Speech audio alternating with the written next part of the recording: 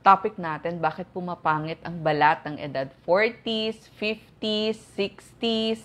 Ano ba yung mga pwede nating gawin para hindi maging old ang ating skin? So, magbibigay ho ako ng tips at ipapaliwanag ko ano ba ang mga dahilan, bakit nasisira ang ating balat. Age 20, marami pa tayong collagen. So, maganda pa yung ating kutis, hindi mo pa halata yung mga wrinkles. Pero pag age 30, nababawasan na yung paggawa ng collagen. 1% per year. So, patagal ng patagal, pakonti ng pakonti yung ating collagen.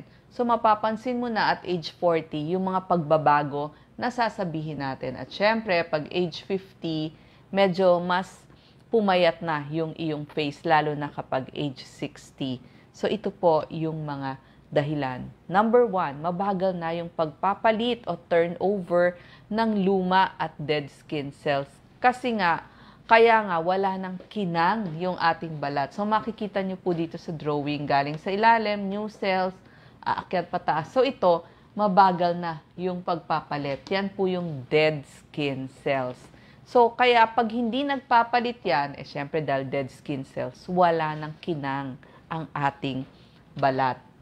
Nung bata tayo, kita nyo po ang daming collagen yan, no? Yan yung suporta ng ating skin. Pati ng elastin, galing ho yan sa protina na kinakain natin, collagen at elastin. Pero kapag umiidad na tayo, lumiliit na, kumukonti na, kita nyo, konti na siya, kaya nagkakaroon na ng hukay o yung tinatawag natin na wrinkles. So, nagsimula na. Kaya parang medyo mas hukay at mas nalalaylay yung ating balat. Number 3, dry o tuyo na ang ating balat. Hindi na makapanatili ng moisture. Tsaka yung dating mapula-pula na mga pisngi natin, nawawala na yung glow. Ano ang nangyayari? Mas nangangati yung skin. Dahil nga dry kaya, di ba, basta dry, mangangati ang iyong balat. So, makati-kati. Dahil kinamot mo, magfi-flakes na yan o parang natutuklap. Lalo na dun sa may ilalim ng inyong mata. Makikita nyo, mas lumalabas na yung blood vessel. Numinipis na rin siya. Kasi nga, very dry. Tapos, pag na-dry na siya, nagkakaroon na ng, so pag ngiti mo or paggalaw ng mukha mo, nagkakaroon na ng wrinkles. Number 3. So 3 yung dry at tuyo. Number 4, dahil sa paulit-ulit na nabibilad tayo sa araw, pagsakay sa jeep, sa kotse, paglabas ng bahay, pagbibilad, pagkatapos maglaba, o baka naman ang trabaho mo sa field work ka, nasisira, nagkakaroon ng sun damage yung ating balat. So, mapapansin mo, bakit yung mga taong bilad sa araw, mas malalim yung wrinkles nila? Nagkakaroon na rin ng pangingitim, pwedeng doon, lalo na yung, di ba, pag nakasakay tayo sa sasakyan, ito, one side mas laging exposed sa araw. Tingnan nyo, mas maitim doon, may melasma doon, may dark spots doon, may hyperpigmentation doon, tapos rough, very rough yung ating balat, tapos mas lumabas yung ating mga ugat-ugat, spider veins yung tawag dyan. Tsaka parang mas nagsasag na yung skin natin dito sa baba, sa ilalim ng baba, tsaka dun sa ating neck. Kasi exposed sa sun yan. So wala nang ningning, wala nang radiance. Number 5, baka mas pangit na ang blood circulation, lalo na pag diabetic ang isang tao. And syempre, dahil umiidad nga, mas kumikipot na, napapakipot ng cholesterol, so yung less na, kulang na yung blood circulation. So pag kulang na yan, mas konti na yung pupuntang oxygen dun sa iyong face o sa inyong kutis. At kulang na rin yung nutrition. So yung kinain mo, hindi ma-distribute dito sa iyong kutis. So mapapansin nyo yung mga, nagkaroon na ng pagbabago dahil sa blood circulation.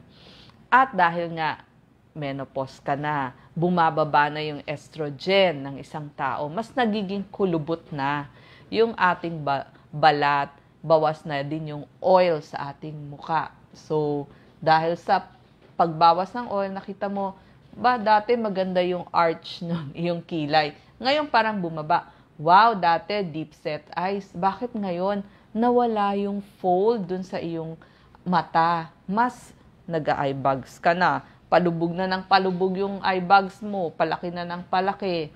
Tapos yung mga lines, palalim na rin ng palalim. Tapos ba't parang mas flat? Kasi nga nawawalan ng fat pads yung ating muka. Kaya parang na-flat na din yung ating muka. Kasama yan. Dahil ang dami na nga nating source ng stress, kulang pa sa tulog, maling pagkain, tsaka namamana din ng kutis, yung pamumuhay, kulang sa pag-aalaga ng skin. So, mas dumadami yung wrinkles dito sa ating forehead. Pag lagi kang galit, nakakunot. Tapos, pag lumabo na yung mata mo, di ba? Pagbasa mo, nakakunot kang ganyan. So, lumalalim na din yung frown lines mo sa pagitan ng iyong dalawang kilay. Tapos, sa ilalim ng iyong mata, lalo na kung iyak ka ng iyak. Tapos, kakaganyan mo, di ba dito nagla-lines dyan sa may ilong mo. Yung dito sa face mo, lumalalim na, oh. Ganyan, lalalim na. Yung pagngiti mo, mapapansin nila meron na ring maliliit na wrinkles dyan.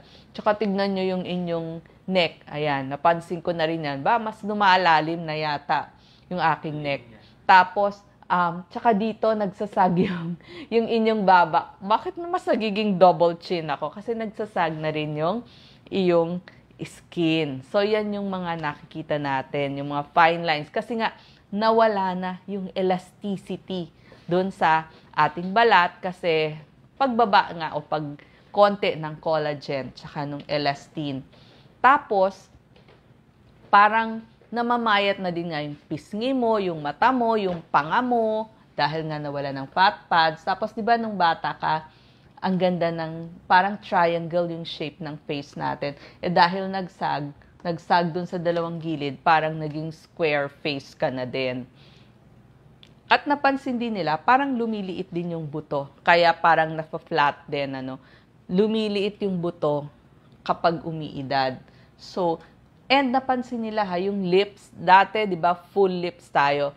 Bakit na flat din? So, makikita nila, nagiging thin na yung lips ng isang tao. Numinipis ang labi dahil sa pagkonti din ng collagen.